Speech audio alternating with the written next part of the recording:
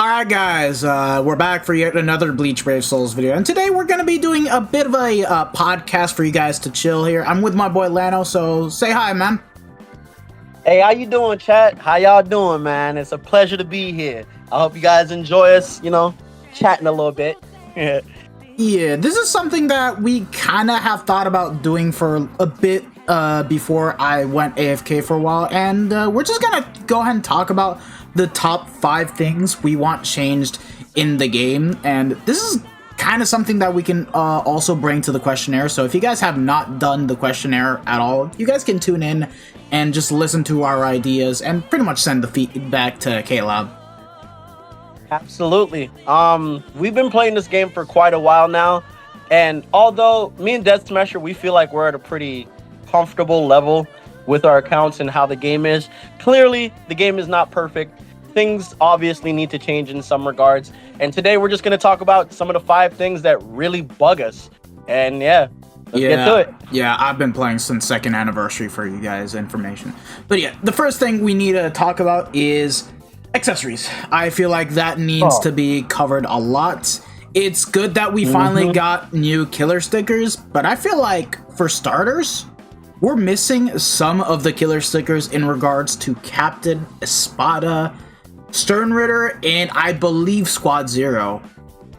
Absolutely. It's actually kind of crazy they added the human killer sticker and the Quincy sticker before they ever added Captain and Espada, considering they're older killers as well, but Yeah, it's kind of crazy to think about, but also for when it comes to accessories and whatnot, you know how on the actual banners that we summon on for characters, there's always a pity system for the new characters? Well, there just isn't any for accessories. And I personally would like to see some kind of change. Go on, I didn't mean to cut you off. No, you're good. I was just speaking in the grants. I think that's actually a really good point. Like, I love the progression of the character summoning system that's been implemented over the course of the last 2.5 years, I would say. But one of my biggest gripes has always been accessories will always be more important than characters, because characters will always be replaced, your accessories won't. And the fact that there is no real competent way to summon for accessories without having to spend thousands of orbs on point event is a massive issue. That, and I feel like we have never gotten the rates fixed on the BBS accessory tickets at all. Like, I know for when you summon on the actual accessory gacha, you spend 150 orbs, it's like 5% chance to get a 5-star, whereas the BBS accessory tickets, they've been kind of kept the same, albeit I'm glad that now you can actually do 100 ticket multis to the point that you have a bit of a better chance at pulling them. But at the same time, it's like, there's still so many people that are missing specific 5-star accessories. I know my boy, Uzume, still does not have a Tech K Fastener, and the crazy thing is that he just pulled Remy. You know what's insane, bro? Literally 2 days ago, I pulled the Speed K Fastener. So now, the only 5-star accessory in the game I'm missing is a Mind Artisanal T-set. But fam, it's been so long. I've done thousands of tickets. How can I still not just snipe it out, bro? Exactly. Remind me, how long have you been playing the game for? I'm sorry, I didn't mean to cut you off, but just to give an idea. I've been playing the game. So I've known about the game since the game pretty much came out. So I've been following along the game, but I didn't officially start playing until a week and a half after 2nd anniversary. So that's how long I've been playing. Yeah, so he's been playing almost as long as I have, especially since I started during the second half of the 2nd anniversary. So yeah, roughly the same time, with the only difference is that I have actually every single 5-star accessory available to me. Golden Yukis, Pupples, the 50% SP items, I'm literally missing nothing. And then you have other people like Lano that is still missing something and is still painful just to even be able to get a specific 5-star accessory. That's not normal. It's insane. Thousands of dollars later, tens of thousands of accessory tickets, and I'm still facing the problem of pulling power Yukis every time I do 100 multi, bro. Like, I can't, bro.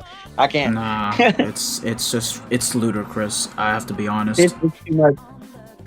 One of my big things is, like, I don't even necessarily mind how much orbs you have to spend on the accessory gacha. I just hate the fact that there is no like pity system. So for me personally, if they would do something like, oh, every 5 multis that you do on the accessory gacha, you're guaranteed a 5-star accessory. But every 10 multis, You at least get a selector. Yeah, a guaranteed selector. That would be so dope because that would encourage people to actually spend orbs on the accessory gacha, which people don't for a good reason. That shit is ass. Even whales avoid doing it. Like, you will not catch me dead on the accessory gacha popping multis. I think I've popped one in like the 9 years I've been playing. I, for the longest of time, have never spent orbs on the accessory gacha. I'm not kidding, but yeah. Yeah. It's just terrible. It's just not. And the big problem too that like I'm seeing is the sheer amount of accessories in the pool makes it incredibly hard. So for example, right? I believe it is a 1% chance to get a 5-star accessory from any given pull to begin with. So like you have a 99% chance of getting dogged on. But not only that, every time they add a new 4-star accessory into the pool, it dilutes the pool. Yup, it dilutes the pool, so it makes it even harder to pull 5-star accessories, which I don't think is necessary. I think K-Lab is kind of shooting themselves in the foot there by not really like making sure there's a proper way to get accessories. Because if they did, bro, I would be summoning on the accessory gacha. I'm not even joking. I want my Mind Artisanal tea set. I'm very bothered by not having it. Very bothered. It's even worse with the fact that they're also restricted to affiliations too. Like, god damn it. I'm kind of glad that they have worked out a leeway with the 5-star plus accessories, which they're good. We're definitely going to get more of these accessory resurrections later on down the line, but I feel like this needs to be fixed primarily, because at the end of the day, let's say you get those accessories, you're never going to be using the golden yukis anymore. I have to be 100% honest. Yep. Even if you get them to 5-star plus and you can get the focus from them. Like, it's just a really big issue right now. Like, I always find it kind of odd that, like, right now, in the current meta, you can get more value than a Yuki Plus than you can get from an artisanal tea set, because you can use a Yuki Plus on any SP character. Exactly. But you can only use an artisanal tea set on Soul Reapers. Exactly. Which sucks. And don't even get me started on if they happen to be like Ichigo, where like Quincy Ichigo is no affiliation for some reason, even though like he's literally a Quincy. That map does not he needed a Quincy affiliation. I still don't get that. Yeah, I don't know what that is. So I still remember when I pulled Oki, the 3rd Annie remake, the speed one. I was also missing a goddamn teacup. It was not funny, and I think it took me 6 months. I don't know how long it took me to get that, and I had him 5-5 before then. But yeah. I remember that, yeah, because I remember you getting like you got focus at first, and then like you got SP3 pretty early, but then you had no T set, and you're just sitting there like, damn, bro. I'm teacup left, bro. Yeah, I'm teacup left, bro. But yeah, I feel like we've talked enough about the accessories. Anything else you want to add on? Because I feel like I've stated everything. I think the only other thing I would say about accessories is just like the 5-star accessory tickets you get in what you call epic raids, bro. I'm not gonna hold you, K-Lab. If you're just not gonna give an actual 5-star golden accessory and you're just gonna give a 5-star, you might as well just get rid of those tickets. I'm gonna be honest with you. Like, the odds of actually getting a golden accessory on those tickets are so low that I never bother waste my time. It's just like fake 5-star accessories. I don't like that. It was a terrible idea, and the fact that it's locked behind an affiliation, and by that you can literally pull like a wooden sword. Dude, do not even call those 5-star tickets. Just call them 4-star or above guaranteed accessories. Come on. That's just ridiculous. Exactly, yeah. It's not even just those two. It's the one that you can buy from the store for $25. Bro, why am I spending real money on the ticket if I'm not actually going to be guaranteed a golden accessory?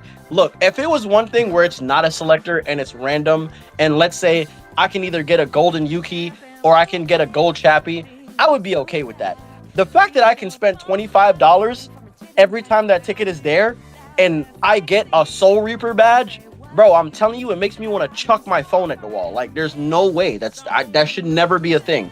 I am very bothered by that. No, absolutely not. That's so terrible. Yeah, and once again, the talk about having pity for the accessories could also be applied to these ticket packs in which you spend money, but apparently these damn ticket packs are basically almost on the same level as the Epic Raid tickets. Fuck off, K-Lab. I'm sorry, I don't like that idea. No. Like, that is just not. It's just not a good system. And and let's play devil's advocate here, right? Because I feel like someone is watching and is definitely in their head playing devil's advocate. Let's say you don't want step 10 on the accessory gacha to be a guaranteed selector 5-star accessory, because in your head for some reason that's overpowered. Don't know how that works, but if that's the case, you could make it a paid. I know a lot of people are gonna look at it and wince and be like, "Ugh, what do you mean paid system?" Guys, let's be fair here. Whales are the ones keeping the game alive. You gotta give them something to make their time worth. You have to. Otherwise, if there is no incentive for them to spend money, they're just not gonna spend money, and the game is gonna die. And before you get the guy that, the game deserves to die, bro, you've been playing for 4 years. Shut up. And even then, I feel like K-Lab needs to do some kind of work or way around the packs, which is something I also did want to discuss, because there's no sales, there's nothing, I don't know, man. Yeah. It's not whale friendly at all with the shop. And then you compare it to Dokkan or Legends, where they have sales for stones and crystals. In Dokkan, it still has the 9th anniversary ongoing, and guess what? I can choose to spend $100 and get myself a guaranteed LR that has a good EZA, like LR Super Saiyan Blue, Kaioken Goku, and Evolution Blue Vegeta, which is really solid, and even get some good TURs that are featured. And then in BBS, it's like, oh hey, spend 85 euros, you get to choose 5 characters, but you can only get one of them randomly generated. Come on, man, that's just ridiculous. Don't forget about the $8 ticket where you're able to select any LR or TUR in the game of your choice. No, it's not some goofy, from year 1 to 2023 swimsuit. No, it's like you can pick any TUR you want. You can pick any LR you want. It's $8. I know for a fact that would not negatively impact K-Lab. In fact, something like that would only positively speaking of which, let's not forget, Dokkan does really good Super EZAs and EZAs, and we're gonna also talk about the whole resurrection aspect in this video as well. Oh yeah, we're gonna get to that, guys. So I think we're good on the first point. We're good on accessories. Yeah, I think we can. I've got nothing else to add. I only wanted to talk about how we should also have some kind of pity where you get to choose the goddamn 5-star accessories. Honestly. Oh yeah, absolutely. Let's move on to co-op. Yep. The first thing that I want to address is, why have we been playing for 9 years and we still have this stupid delay for when it comes to, attacking with our soul bombs and nuking? Whereas on JP, their servers are still so much better, to the point that even if you join as a guest, your strong attacks won't have any type of delay, and your soul bomb can actually nuke through multiple waves, even as a guest. I don't understand why they'd never fix that. Go on. My first point about this is, I just think it's kind of disrespectful. Yeah, I think it's disrespectful, and what do I mean by that is, if you guys have participated in the Bankai live stream, I'm sure you've noticed that when we do the competition, JP has a very unfair advantage. And it's not even one of those things where it's you can be oh, well, they need something. No, it's straight up unfair. It's unfair. It's disrespectful as hell. We're spending the same amount of money, if not more money, to keep playing the game, and we're not getting to play the game as intended. Now, what do I mean by as intended? In JP, when you're a guest in someone else's room, your strong attacks can hit multiple waves of enemies. That is not a thing in any other server. That's not fair. And the reason that's not fair is because, why am I essentially spending the same amount of money to not get the same benefits? I'm putting in the same amount of time. I'm farming the same content. I gotta work on the same characters. I gotta buy the same character packs. but I can't play the game as it was intended. And the game was clearly intended for everyone to be able to like actually attack multiple waves, because that's how the game originally operated, because the game came out on JP first. So you can't even make the argument that's not how the game was intended. That's 100% how the game was intended to play. But when it came to making sure that everything was on the up and up on our end, we can't do that. And I don't understand why. And if there was a reason why, I would like for them to at least explain why and not pretend like I'm too stupid to not notice. It feels super I don't know if it's just me, but every year during the Bankai Live, I feel insulted that these guys basically get to play the game on easy mode, and all of us, not only do we have to struggle to get in the room, you gotta try hard and time all your strong attacks just to beat JP by like 3 seconds. Which I don't know how they lose every year, by the way. I don't know how they do that. Yeah, it's sad because as a guest, the only thing you can basically do to even have an optimal playtime is just auto. If you really want the better experience of playing co-op, you have to host. Which, if you ask me, yeah, that's gay.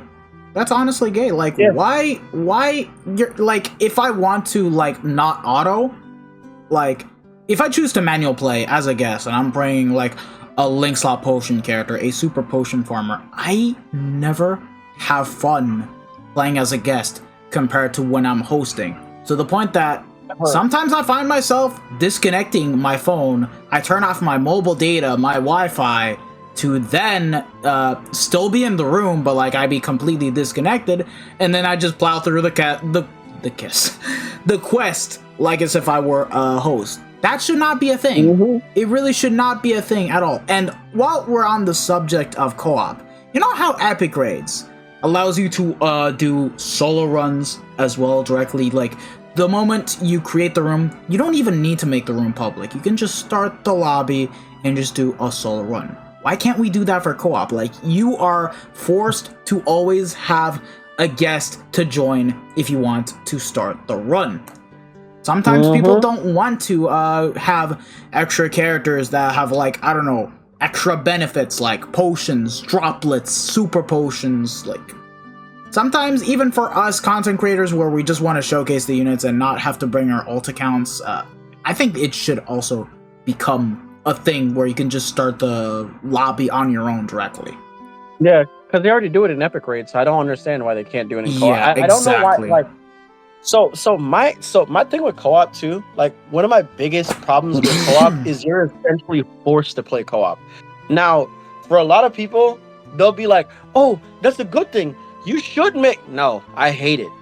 I'm going to be very upfront and frank here, and I don't mean to sound rude. I don't want to play with anyone. I like playing by myself and enjoying the game at my own pace by myself and not having to require leaning on someone else just to farm my characters. I hate it because it's not consistent, first and foremost. It takes forever to start a room. I'm sorry. I don't have infinite time. And I hate having my time wasted and disregarded in the way that it does, the way how co-op operates. Bro, I'm sorry. I don't want to play with you guys.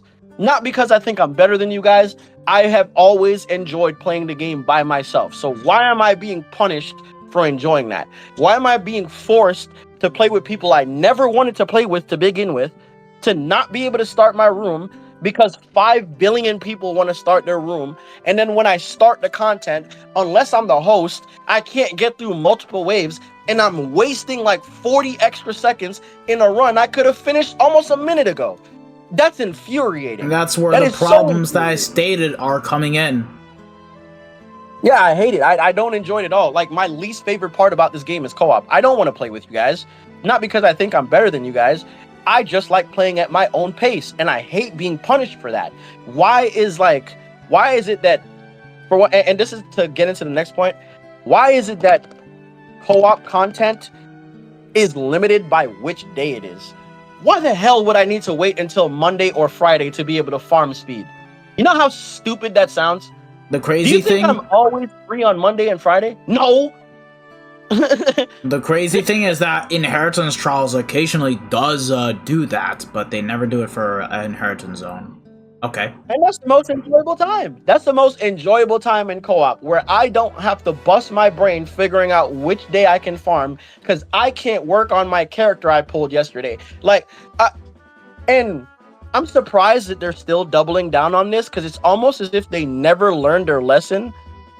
Which actually, it's clear they never learned their lesson from when raid characters used to be a thing. I don't know if you guys remember raid characters, or if you were even playing that long, but I remember you would pull your character on Tuesday, and you wouldn't be able to work on your character till Sunday. It was infuriating. Yeah, I'm glad that they completely removed raids, and now you can just work on your characters by just using crystals and jewels directly. And we even had skill keys for a time. They're gone as well, completely Thanos from the game. Anyway, going back on the topic of like the delay, look, if they fixed the whole co-op delay on global, all Asia, this would not even be a problem, and I think it'd be way more enjoyable, and they should just allow us to start the lobby like we can in Epic Raids. Okay, going back on the topic of the schedule, honestly, just make it to the point that you can still have everything available to us. And can I just talk about how I find it stupid and ridiculous how we don't have ×2 potions permanent? Like, essentially, look, the game keeps on evolving. We just got the new Gremmy and Kenpachi, right? Meta shattering units. Who's to say that there's gonna be the possibility that Nightmare is going to become a permanent guild quest, and there's a possibility of being able to not T20 the characters, but being able to T30 the characters, and you get to pick additional bonus abilities. Honestly speaking, I think they should start doing some kind of change to co-op as a whole, like make ×2 potions in IZ permanent, because you need double the amount of potions, triple the amount of potions. Like, if I want to, I don't know, go from 0 to T20, you want to know how many Linksaw potions I need? I need around over 9,000. Yes, pun intended. I need over 9,000, and I just find it so stupid that if I want to farm potions when ×2 IZ isn't on, I have to go to Epic Raids and have a full lobby of 6 people. I don't want to do that all day. I don't have the time to always do that every single time, to be honest. Yep. Like, my big thing with that too is just not being able to farm content that you can farm in co-op in single player, and more specifically IT. I can't stress this enough. I don't want to play with anyone else, and the main reason why, again, is playing at my own pace. Excuse my now, cots, by what the do way. I mean by playing at my own pace? So, for example, I'm someone who plays Guild Quest, and I play competitively. Excuse the I notifications. don't have time to be sitting around waiting on people all day so I can work on my characters. Because there are some days where I work on a character and they're just not working very well, and I need to work on someone else, and the quest is not available, so I can't work on them. So I can't get back to my guild quest, and I have to either bust my brain to get a score with this unit that isn't working very well, or I have to hope to God that the other character I happen to be working on is on schedule for whatever is out in bro, I'm telling you, a lot of times when that happens, I don't even bother. I turn off the game. I would literally rather do anything else. I'm not going to sit there for 5-7 minutes trying to start a room, because instead of doubling the pots in IZ, KLab decides to make units that have pot links. Now, like, a lot of people are like, oh, but pot links are okay. I hate them personally. One, that's less damage for me, that's less recharge for me, and my runs are taking longer. That's annoying. That's insanely annoying. That's so annoying. I'm not into that at all. And then, more than anything, the fact that I have to go to co-op already is already annoying me. Because I could have done all of this in single player, and I would have benefited more in single player, because I can have more characters on my team with the pot links as links without having to sacrifice my damage in single player, and I'd be just fine. But I can't do that because they insist on forcing everyone to play together when I don't want to play with any of you. I'm sorry, I don't. That's also another pointer that I want to point out. the fact that you get less potions in single player content as opposed to co-op, where you do like a ×6 run with the Bonanza Pass enabled in co-op, as opposed as doing a ×12 run in single player Inheritance Zone. Like, okay, sure, I get it. Co-op, it's gonna be mainly the go-to. The quest is gonna be slightly harder, but like when I'm doing like a ×10, ×12 run, please just allow me to get just a tad bit more potions. Like 60 is a bit of a low number. Give me at least 80.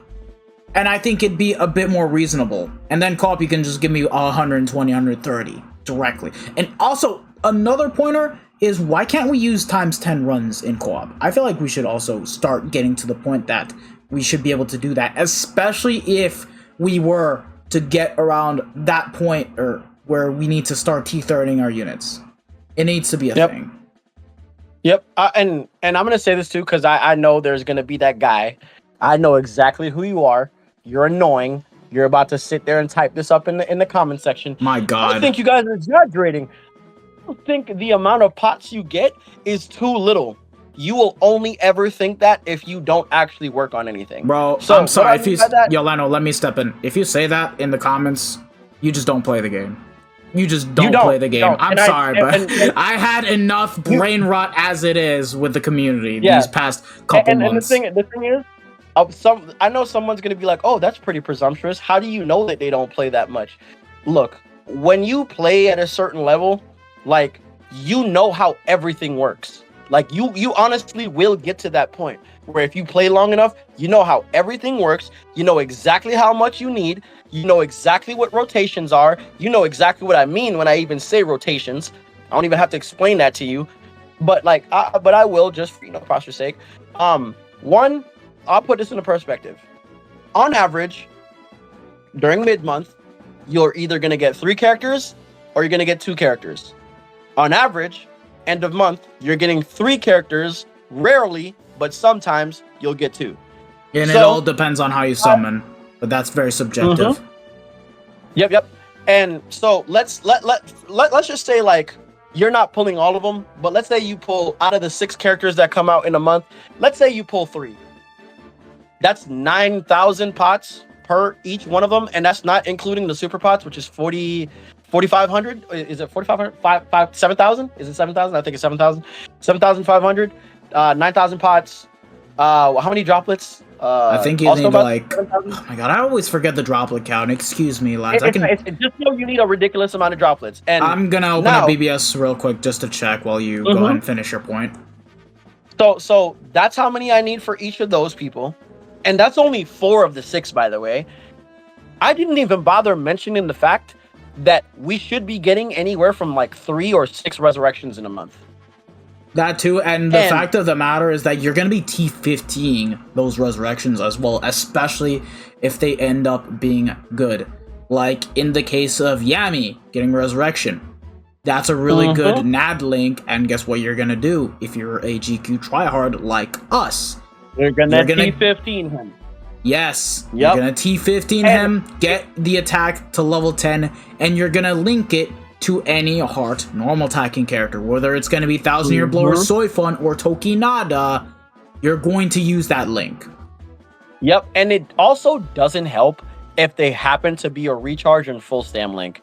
If they're a recharge and full stam link, that means you're going to T20 them. And the reason why you're going to T20 them is because recharge full stam links are universal links you use on both SP and NAD characters. Why? Because you use them on your boosters in GQ, and you use them on your SP characters in co-op. So you're going to end up T20ing them and giving them SP and attack.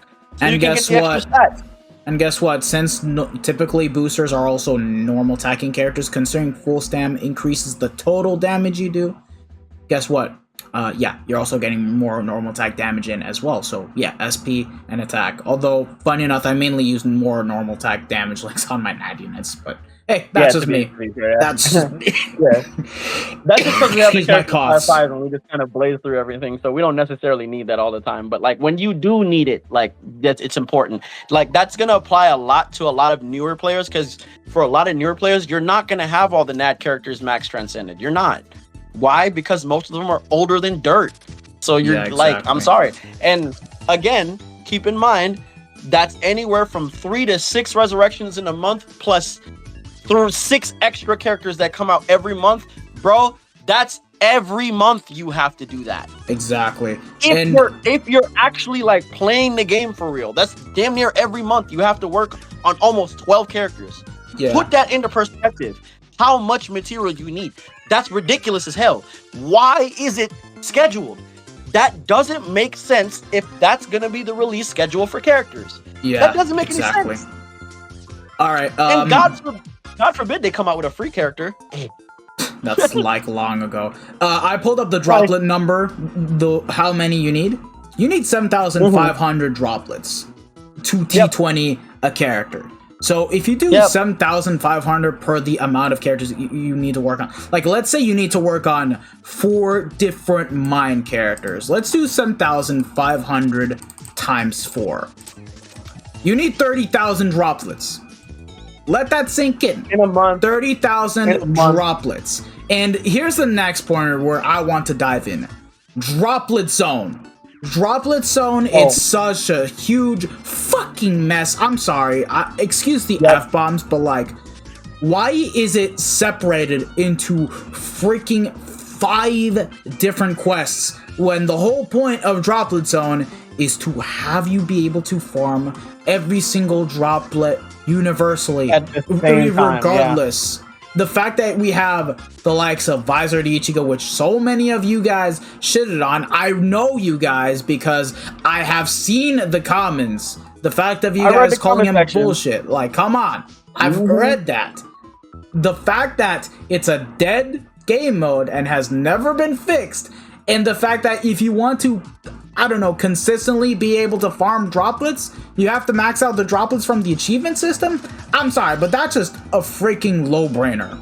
It's a low-brainer. Yep. Oh, and to add to that, because I know there's going to be that guy, because you're annoying. I know you're in the comment section. You I know need you're droplets as much as super potions. I'm going to say that right the fuck now. For the guy that's saying, oh, with the new achievement system, you never need to farm droplets. First of all, you're an idiot. Yes, you do. You still need to farm droplets because if you're actually working on characters, gang, there's over 1,000 characters in the game. There's almost 2,000 characters in the game, bro. I don't know if you guys have noticed. You have to work on all of them. Even if you're getting enough droplets from the achievement system to work on the characters that came out that month, that doesn't account for the ones that came out before that you have to work on. Can I cut in real quick? Use your brain. The same case can be said for potions and super potions, by the way. Yeah, the same exact case. Even if you go ahead and max out the potions and super potions, guess what? If you want to work on multiple different characters, you need to sit down, go to co-op, and go to Inheritance Zone and Inheritance Trials. There's no other way around it. And I'm done. Sorry. Go ahead and continue with your pointer. Yeah. Like, there are plenty of other characters to work on, and you're only ever going to have the perspective of, I don't need any droplets if you already worked on everything. So obviously, if you already worked on everything, this doesn't apply to you, my guy. I'm clearly referring to all the people who aren't you, because when you're trying to figure out if you're improving a system, you're not only supposed to consider yourself, you're mostly supposed to consider the people who aren't you. Because that's going to tell you if it needs to be changed. Because maybe you're only 1 out of 10,000. You never know. Exactly. So you have to think like that. It just doesn't work for people who are new. For people who are new, they are overloaded with the amount of farming they have to do, but the farming itself is not consistent to justify how much they have to do. Exactly. In my case, let me just butt in real quick. In my case, since I have like a Switch account and an account on BlueStacks, which I still need to connect to my phone, personally, I do feel overwhelmed as a player that knows what he's doing and for the longest of time has been playing the game. Starting a new account is a bitch compared to continuing an ongoing veteran account that I have been having for the past 7+ years at this point. Like, let that sink in. Starting an account that isn't on PC is like the actual worst. Is the actual worst. Because you don't have access to ads, you don't have access to the Bonanza Pass, you don't have access to anything. Literally. Yeah, you don't get the macro, because the macro is the biggest thing that saves a lot of newer players because they get to a hyper farm point event. You can't do that on Switch and PlayStation and on Xbox, bro. You're getting dogged on. You can't. You can barely do that on your phone. Like, hello? It is not a pleasant experience when you're a new player and you're just starting this game. They have not made, like, don't get me wrong, they did a nice thing by making sure that new players start with a decent amount of each materials so they can work on at least one character, but that's nowhere near enough. One character versus the almost 2,000 of them. Yeah, it's crazy. It's just silly. It's so silly. It's so silly. They genuinely need to fix that. And they need to make it so that people can farm things in single player. Because newer players don't have every pot character in the game. They don't have every droplet character in the game. They don't have all the crystal jewel characters in the game. Matter of fact, they don't even have all the coin drop characters in the game, bro. How are they supposed to consistently farm and be convinced that they need to continue farming when the barrier to entry is so goddamn high? It's so high. Exactly. It's ridiculous. It's genuinely ridiculous. I don't know. I'm just not really. I'm not fond with how they handle co-op. I feel like they do the global and Asia players and the EU players just really dirty. Not being able to like nuke through multiple waves unless you're the host is extremely time consuming for no reason. It's not a fun experience. It's not. Co-op is not fun. There's a reason I don't play co-op, because it's not fun. And no matter what, at the end of the day, this is a game. It is a game. You can say, oh, it's a gotcha game. Bro, it's a game. Games are supposed to be fun. Period, point blank. End of story. They're supposed to be fun. There's nothing fun about co-op. It is a dreadful, awful experience. Yeah. I personally, like I stated, I do enjoy co-op, but again, I just wish that the droplet zone shit, where they can just unify it again, needs to happen. And I just personally think that the schedules need to be gone completely, and they need to remove that stupid delay that the global servers have. But that's just about it. Oh, absolutely. You ready to move into the next topic of discussion, which thankfully this is going to be a short one, and we're already like 37 minutes in with this recording session. Oh, yeah. Next pointer is going to be the soul ticket recharge time. Oh, yeah. Oh, yeah, this one right here. So this I'll let you do the introduction. Yeah. So this one likens back into co-op, but this is more so for the part that I was saying that it's a hard barrier for entry for a lot of newer players. One thing that I don't like is that in order to actually properly farm the game, newer players have to waste a lot, and I mean a lot, of orbs on tickets to actually properly farm the game, because in any given day you can only, like in a 24-hour cycle, you can only get 200 tickets. It's 12 hours every 100 tickets. Who the hell is waiting 12 hours for 100 tickets? You're waiting 6 hours for 50 of them? Are you insane? Yeah, honestly, who has that kind of schedule? The right solution to this actual ticket problem is, considering we have 10 million points in the point event to now go through, and the fact that you also have to still, once again, go out of your way to T20 the characters, transcend, do everything.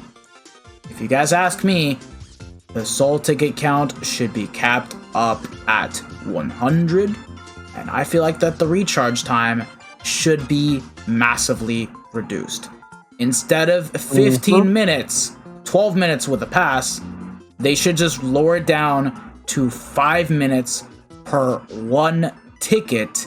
And if you have the Bonanza Pass, 2.5 minutes.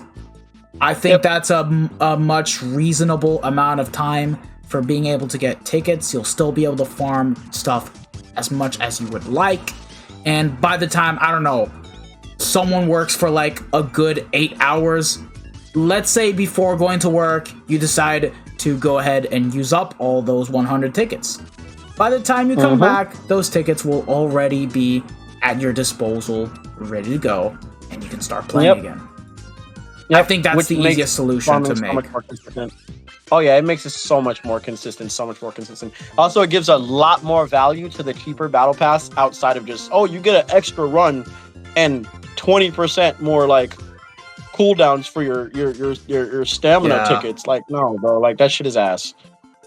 Going back Like, on the 3 point. months for a kid. Going back on the point. But, yeah. For the perk of the Bonanza Pass, instead of having 60 tickets, it's 120. Added on top of the fact that they need to increase the ticket or count. double it. In my personal opinion, I think when you get the pass, if you really want to convince people that it's worth the value, double it. Double the amount of tickets that you would get. So instead of 60, or like instead of 100, you get 200 tickets. And But then keep the price the it would same. take, keep the price the same, and then cut the time in half that it takes to recharge your tickets. Boom. Now the Bonanza Pass is worth a lot. And then for the actual 5-star ticket that you get after the 3 months, instead of it being one of them garbage ass tickets, do like how they did with the achievement system tickets. The only characters you can pull, seasonal or 1,000-year blood war resurrections. Boom. Exactly. Instant value. Instant value. And So going much on value. the topic of the soul tickets, just give us times 10 on the special move training ground. I don't really see the reason why they should do that. It's so stupid. I've said enough. Mm-hmm. Oh yeah. Go on. Sorry. I think that's what we have pretty much for the soul ticket. Yeah, this thing. was a really Is there short anything else to topic add at the end of the day. Nah, I've stated everything that I needed to state. They should just up the cap again. Give the Bonanza Pass mega value without increasing the price, so that way it's still friendly for the the dolphins and not the and whales are unaffected by this and still get away with it. Yeah. For the fourth point that we have, this was like me personally. I hate the bonus unit system in general. This is for point events, for Chronicle Quest, especially, and Limit Breaker Quest. I used to love one? Limit Breaker Quest. I used to love Limit Breaker Quest. They just decided to keep on making it worse and worse and worse by month. So we're gonna leave Limit Breaker Quest for last because that one is gonna be the one that's the most contentious by far. I just want to start off. Yeah, if we start off with Limit Breaker Quest, I am going to lose my shit and actually pull out the devil within me, and I'm probably gonna be like Scar when he had a crash out in the last stream. Oh yeah. So like for point 4 with this one, we're gonna start with point events. So all right, here's my personal take on point events and the bonus in point events. I in particularly don't mind the way how they handle the bonus system, and the only reason I even bother saying that is you're only gonna be bothered by the way how they handle it now if you're someone who insists on not summoning on anything. Now, this is a bit of a double-edged sword, and a lot of people aren't gonna like that I say this, but I'm going to say this because I do believe, like, objectively it is true. I think it's a good thing they changed it like this, because now this forces people to actually summon. Because the problem with a lot of you guys, you don't summon on anything. You literally don't summon on anything. You don't. You have like a ridiculous, unnecessary amount of orbs for no reason. You don't summon on anything. You're not making any progression. You can't consistently clear content because you don't summon for any of the units, and the units are made for the content. This is a good way that if you're going to be participating, summon on the banner. They give you plenty of orbs. You're always going to have orbs. Fam, I just spent 12 steps on swimsuits, and I was still able to spend 12 steps on the anniversary part 1 banner and still do random step 1s. And I'm still gonna have orbs to go to step 10 on part 2. They give plenty of orbs. You guys don't summon, bruh. The only time you're gonna be bothered by this is if you just love to hoard orbs for no reason. I'm sorry, the game has changed. You no longer have to hoard your orbs. As long as you're playing the game consistently and completing the content, you'll be able to get your orbs back and you'll be able to summon on more banners. So for me personally, I do like the point event system because I do feel like to a certain degree, K-Lab should protect their bottom line. I do think at the end of the day, this is a business. They do need to make money. You guys can't expect to get everything and give them nothing in return and then think the game is going to be here tomorrow. That's dumb. That's not how this works. There has to be a give and take, and to me, the way how they handle the point event bonus and making sure that your bonus carries over for the whole month, I'm okay with that. Because now you don't run the risk of like you summon for the new character and then you had bonus and then like the next point event comes out and you don't have a single bonus because you don't have a character that's like 5 billion years old. Like, I think it's fine. I think for the most part it's fine. So that's my take on point event. And even then you don't have to summon on every banner. Like, even if you choose to summon like on like one end of month and you happen to get the character, that's more than enough. You don't have to summon for mid-month for those of you guys that don't want to summon. But even then, I feel like at this point they should just start giving out a bit more orbs if Caleb is going to entice us to continue summoning, because I'm not going to cap to you guys. I've summoned more so this year than I ever have last year, not including rerun banners. Like, it's kind of crazy. Yep. Bro, I've done 12 steps on almost every single banner that came out this year, which is insane. This is basically 2020 all over again. But like the point event thing, I just feel like the whole +2 lottery stuff, it's okay, but don't nerf the rewards as if you just have it way worse over having like, you know, the +1 lottery stuff. Like, I just think it's stupid. I don't think I need to discuss more of that. I can understand, yeah, that I can understand. If you're bothered by that, I could perfectly understand that. That's kind of dirty.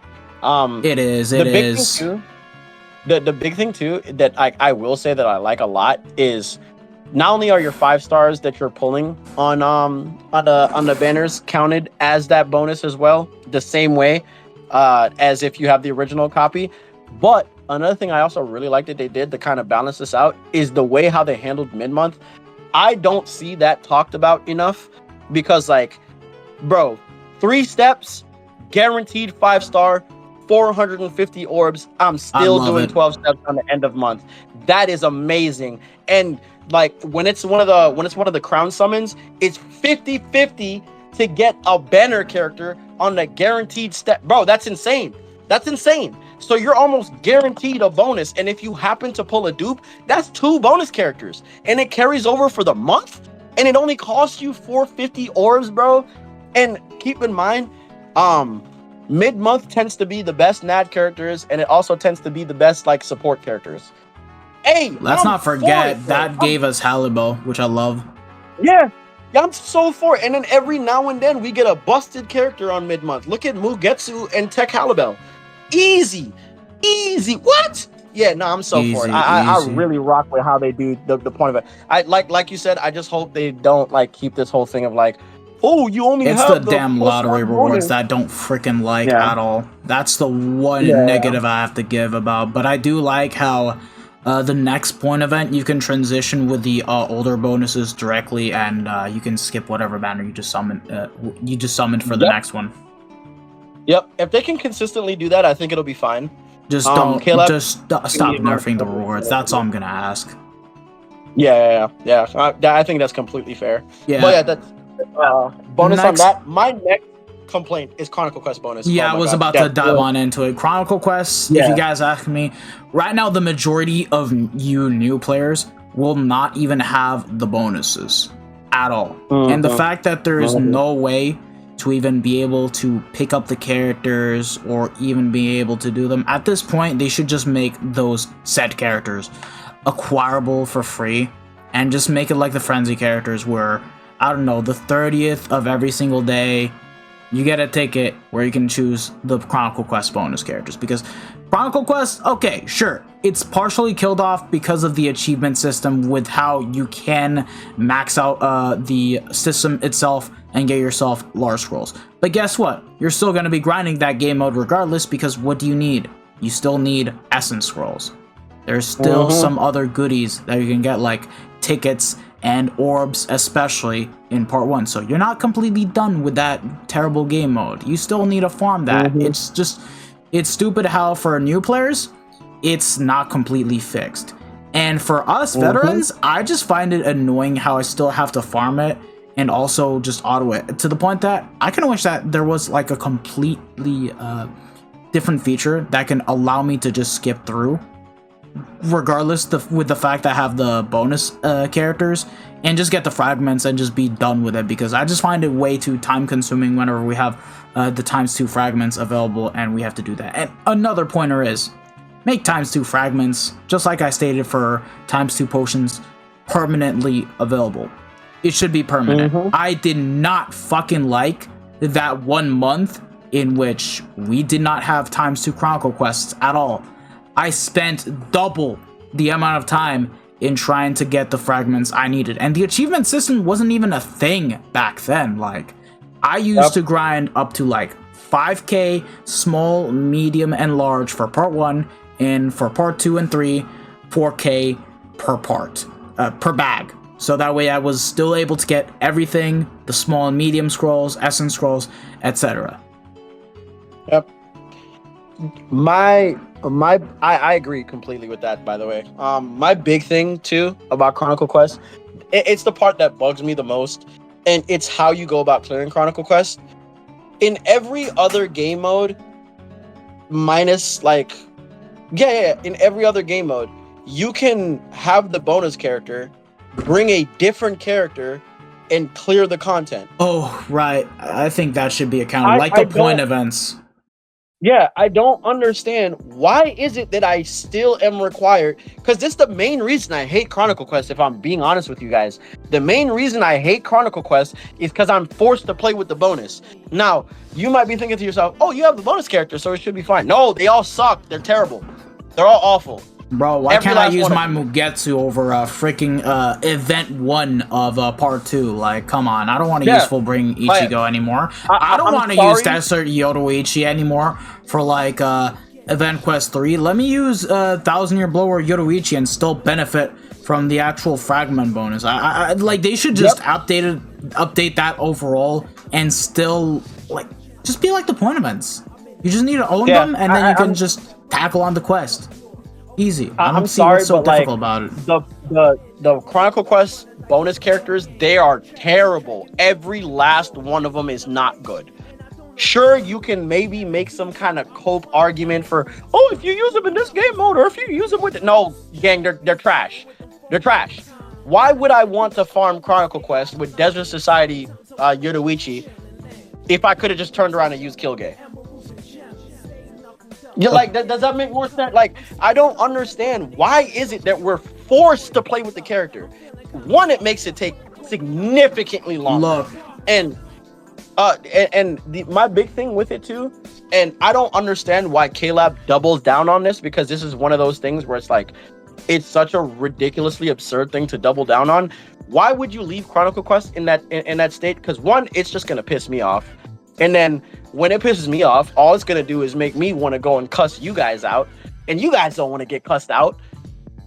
So like, nobody wins. Nobody wins, bro. Nobody. I'm angry. You're angry. This is taking forever. There is no ×2. This character was made in 1700 BC. This character has Frenzy 1. Like, no, bro. No. It's garbage. It's garbage. Yeah. I hate every last bit of it. I hate it as well. Although, I'll be fair, in defense of K-Lab, I can understand why they made Chronicle Quest like this. Is because they just wanted to reenact the whole point of being able to do the story mode in a bit of a harder version.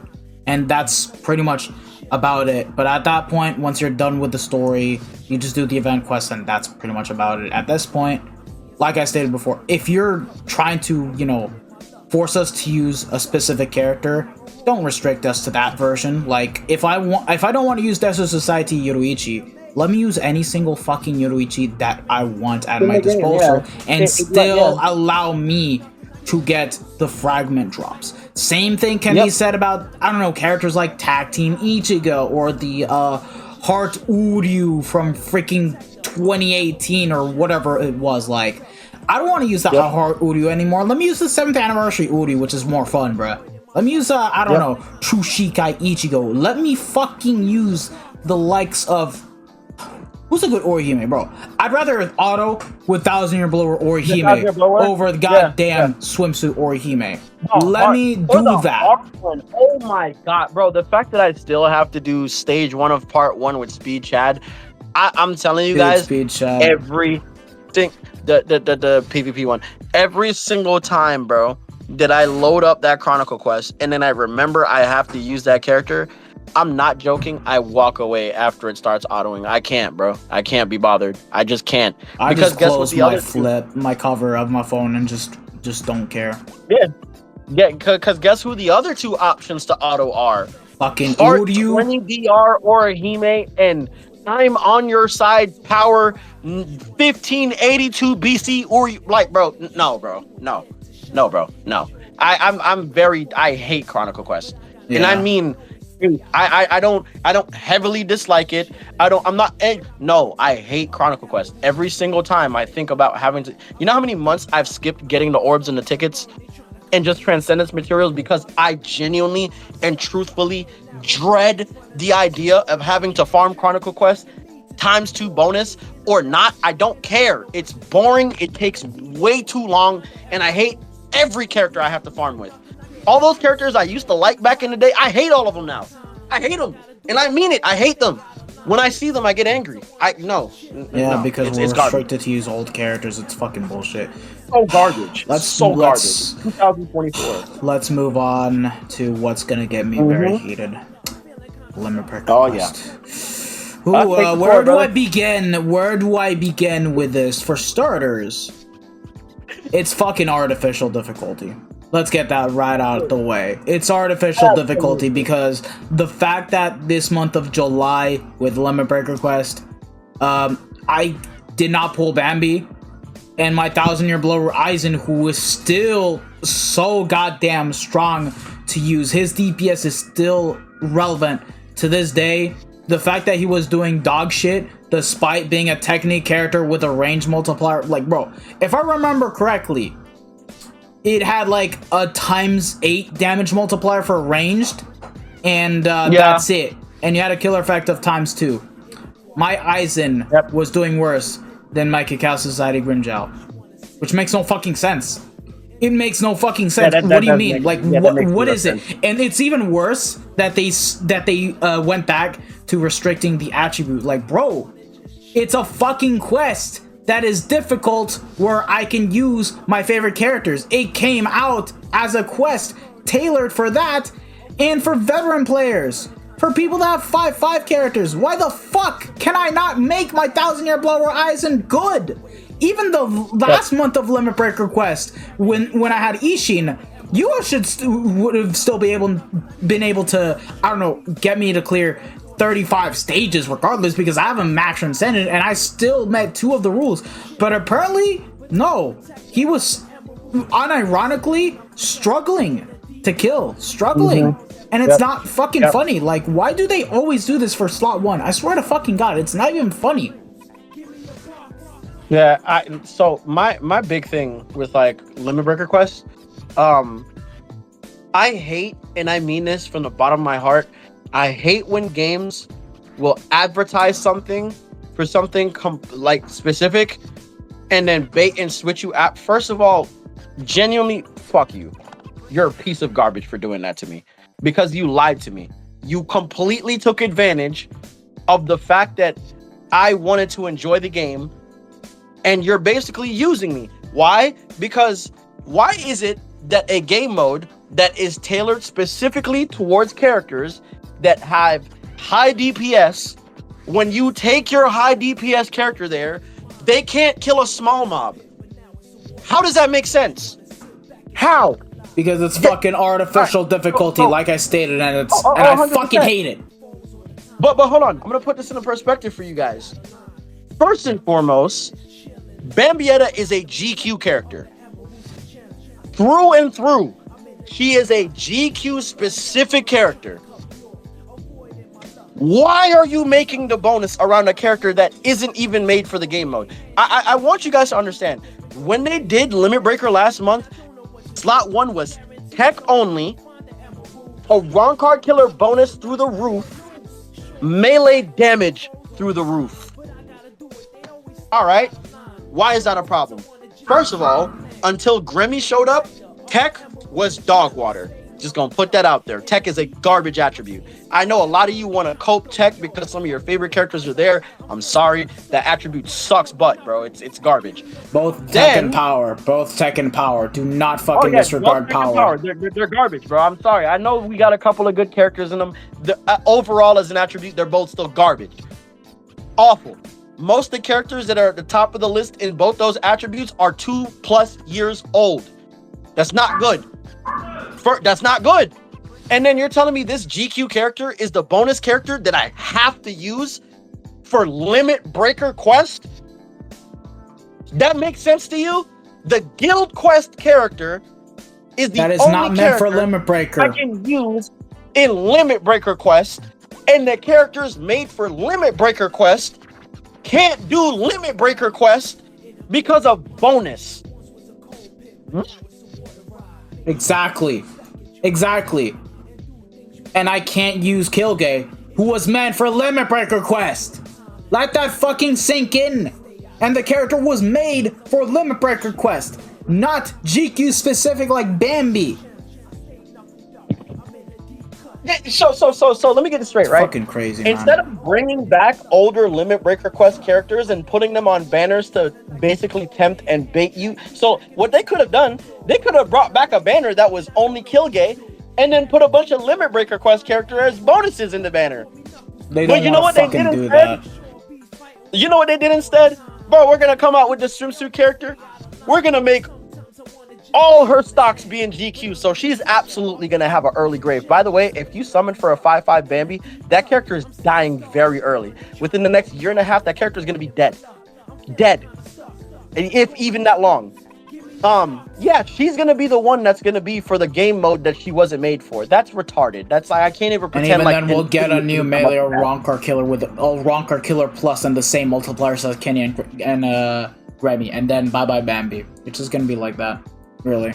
Yeah, that was just downright retarded on their end. That didn't even make any sense at all. Not even in the sense of, oh, we're trying to we want to tempt them to summon so we can make extra money this month. First of all, you're an idiot. People were gonna summon for that character anyways. 1, because she's a girl. 2, because she's hot. 3, because she's in a swimsuit. And 4, because she's a 1,000-year Blood War seasonal character. You retard. Why would you need to make her a Limit Breaker Quest character? Bonus. You don't. She was already gonna sell. Why do you think that banner did so well? You didn't need to do that. All you did was shoot everyone in the foot that didn't pull the character and piss them off. I don't think I need to talk. I don't think I need to talk about it. Huh? Nah, I said I don't think I need to talk about it because I made a whole last 6-minute rant talking about it in the last Limit Breaker. Let me just say that. If you guys want to go and check it out, I'm gonna leave a link in the description. You guys can go ahead and watch it. You guys can go ahead and enjoy. I literally pulled out the most absurd insults that I literally had upon my fucking brain.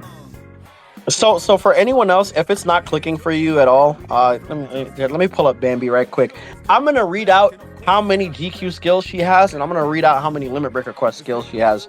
And I know once you see that, it's gonna fry you.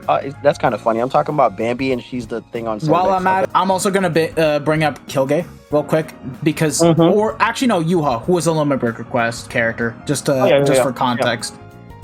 Yeah. So here's Bambi, right? Let me see. Frenzy +2, Frenzy +3 in Guild Quest. That's 1 GQ skill. Killer effect, 30%. 50% in Guild Quest. That's 2 GQ skills. Melee damage +10%. 30% in Guild Quest. That's 3 Guild Quest skills. Damn, is there any extra damage bonuses for enemies defeated? No. Any rampage? Nah. That's kind of crazy. Does she even have poise break? No. Exactly. No. There's none. Not a single one. She has not one Limit Breaker Quest skill. The only defeated enemy bonus she has is fucking Killer Effect. That's it. Which, by the way, in the Limit Breaker Quest, she doesn't have Killer. Yeah, consider yourself fucked. You're not using that. Yep. Have fun. And now let's pull up Yuha, who is a Limit Breaker Quest character. So for starters, he's the first character to come out with the defeated enemy bonus. Defeat 20, increase melee damage of 20. Defeat 40, 40% Berserker. Defeat 60, 60% Devastation. And then 80, you get a Soul Bomb. Innate abilities with Sprint +2, Long Stride, Marauder. And then here are the 6-star abilities. He has 40% Berserker, Devastation 60, Complete Status Immunity, Havoc of 20%, Frenzy +2, Debilitator +5 seconds, Weaken Defense, Poise, and 80% SP boost. And with the defeated enemy bonus on top, if you stack that together, you get an extra 20% melee damage. The Berserker goes up to 80%, and the Devastation at 120%. And once again, he has an extra Soul Bomb. And the sad thing is that in the Limit Breaker quest prior to Bambi, where we had Ishin being the bonus, Yuha, even though he had 2 of the rules active, being a mind character and had melee damage, he struggled compared to Ishin. Even with everything all built up and mine was max transcended, T20, full stamina SP. What the fuck you mean? Why the fuck does my Yuha still not perform as good as Ishin? That to me makes no sense. Doesn't make any sense. I don't care if Ishin has Rampage. I don't care if he has all the rules active. Yuha is a Limit Breaker Quest character built for Limit Breaker Quest, and yet he cannot perform at his best in slot 1. Yeah, what the fuck? Underperforming. I would like, guys. So just so this makes a little bit more sense, just in case it doesn't, right? Picture this. Imagine you summon for Ishin, right? And you summon from because you want him for guild quest. You used him in the quest. You got 50 plus seconds left, right? The next time that GQ comes around, let's say there's a Gerard Valkyrie that you can use for that same week. The next time Ishin comes around, he has all the same skills. He has all the same stats. The enemies are all the same.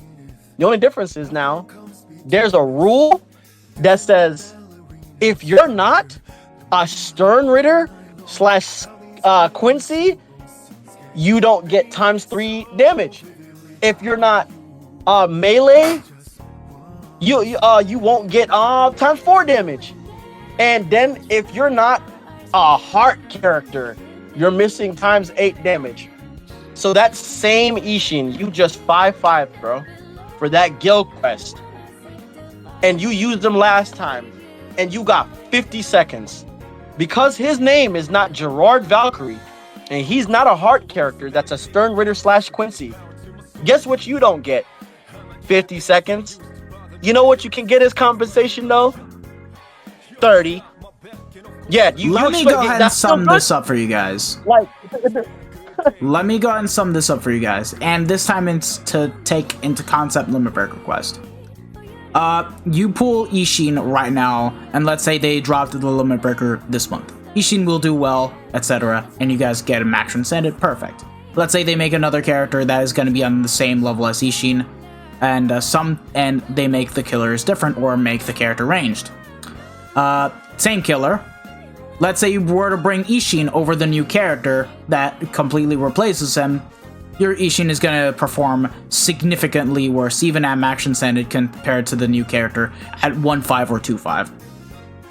Doesn't make any sense to you guys? Doesn't make any sense? That's retarded. Exactly. That's retarded. Why would I want to get punished because I didn't summon for the new character? Like, I don't... Like, we're still gonna summon for the new characters regardless, but let us use the fucking old ones as well, which are really good. Like, come on, that makes no sense. It doesn't. Yeah.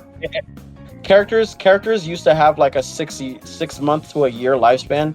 These days, characters have like 2-3 months, and then they're just like, for the most part, out of meta. That's bad. That's really bad. This is not really, fucking really Dragon Ball Legends. Yeah, we get like 70 characters a year. That's not good. Imagine 70 characters come out in a year, and 60 of them fall off within 3 months of their release. Exactly. That's horrible. Back in the day, characters would last literal years. Yeah, back in the day, characters would literally last you years. I'm not even joking. Like, there are some characters right now that are still, like, quote unquote meta today. Case in point, 1,000-Year Blood War Heart Soifon. How old is that character? When that character come out? 2020? She came out in 2019. 2019, that character is 5 years old now and can still be used. You're telling me the Tech Rangiku that came out like barely 5-6 months ago, she's already waning off? And she has way more skills and way more damage than that Soifon ever has? They just cuffed her by the kit. Yeah. That makes sense to you?